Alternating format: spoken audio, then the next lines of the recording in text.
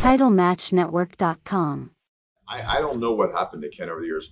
But, back in the other younger days, his ultimate fighting style was totally different than it is now. Like, my thing with Ken is he was always a good wrestler, and he always would ground and pound people or get them on the ground and then submit them. And then in those last few fights, it's almost like he tried to turn into a standing fighter all of a sudden. I could never figure that out. I don't think he had the same size, the same speed, strength, anything. I don't think it was a good showing. I don't think he can think it's a good showing.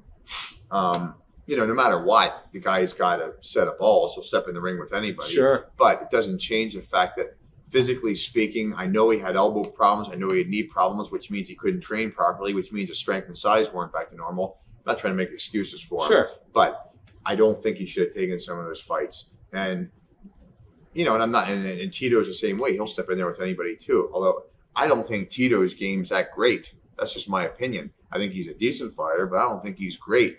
And as fast as he went through Ken, I just think Ken just should have stayed home if he had those problems with his knee and elbow and all that stuff, and just kept doing putting on the shows and stuff and teaching, because he got it handed to him in those fights. Yeah.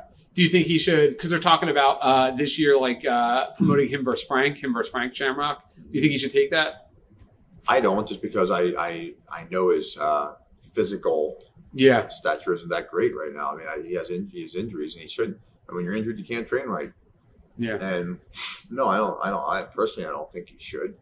But have you ever trained with him as a sparring partner or anything when he was getting ready for fights? Nope. We talked a few times. I was going to go out, and then I didn't. I ended up just being tied up here at home. I sent one of my fighters out there to train with his fighters for a while last year, just to give some other guys to roll with and spar with, and give those guys somebody out there to move with, because my guy's like lightning. The one guy sent with like lightning with his hands and feet. Wow. And I wanted him to get his jiu-jitsu better rolling with some of those guys on his team, but I never went out there with it personally. No. Was it tough when Jim Ross told you to start your contract? Was it tough to go from having a real good steady income to just all of a sudden you don't have a contract anymore? What did you do to make ends meet? Did you do the MMA training or train guys? Or you mean when I was done wrestling? Yeah. Oh, I mean, I personal train people during the day. Oh, okay. I personal train people in the gym from 8:30 in the morning till like 4 in the afternoon. Oh, wow. I do that Monday through Friday, and my MMA school is 5 in the afternoon, or 5 p.m. to 8 p.m. I do that Monday through Thursday. Mm-hmm. So, I mean, I do a lot of that stuff.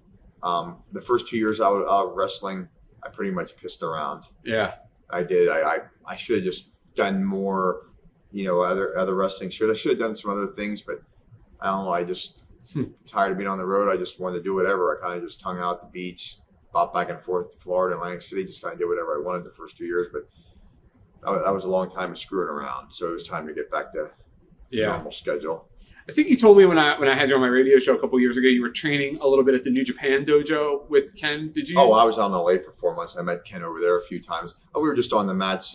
But again, my neck was so bad out there. It's like when I was rolling, I'd be rolling, we'd be going half speed. We would just work on passing guards, some, like side mount riding people. Yeah. I wasn't, really going all out throwing people, and same with them with me because of my neck and stuff. So it was just, something to do for a while. So I meet him over there, and, they were getting workouts in, and he trained with one of the other guys. That New Japan dojo, they did lots of submission, stuff in there. It wasn't just TV wrestling. It was also jiu-jitsu and stuff. They had, Ishmael was one of the instructors over there for the jiu-jitsu, so he was pretty good at that. And so we went over there to train sometimes. Oh, wow. When I'm in the ring, it feels good. Like when I think about traveling and being on the road and being away from home, it's like, not interested. But when you get in the ring and the people start getting into it and you're doing a match, it's like, man, it feels good to be in here again. Because like when you're in the ring a lot, it's like when you step in the ring, it just feels good when you start getting a pop from the people. Yeah. Did you, you're well-spoken. You have a lot of great stories. Did you ever think about writing a book? I have. I actually started one. I'm the only thing, like my book, I won't write a book where I blast people and I say this guy does these drugs and this guy is a lump of shit I mean, I'm not going to do that. If I write a book, I'm going to tell people some of the craziest stories they ever heard in the world. And honest to God, I could tell you stories from every day being on the road for years in Canada and Japan, stuff that people just wouldn't believe. Yeah. You know, things about me getting started, you know, maybe illness in Africa, just some of the other things the guys do. People want to see something, read something. They like to watch entertainment. They want to read something that's entertaining. And me sitting there just blasting people like some of the guys do, I just don't think is the way to go. Yeah. I mean, like, you know, I don't need to spend chapters putting some of the guys down, or this guy kissed somebody's ass, I'm going to blast him for 20 pages. That's just not me. Yeah. But I certainly have thought about it. Like I said, I actually started writing one about a year ago. After I did the news programs, I got a couple calls from some people that work for publishing companies. They're like, "Do you want to write a book?" I said, "Sure." And they're like, "Well, you want to do a tell-all book?" I'm like, "Well, what do you mean tell-all?" Well, they want you to tell all on the guys who did what. Well, I'll never do it. Yeah.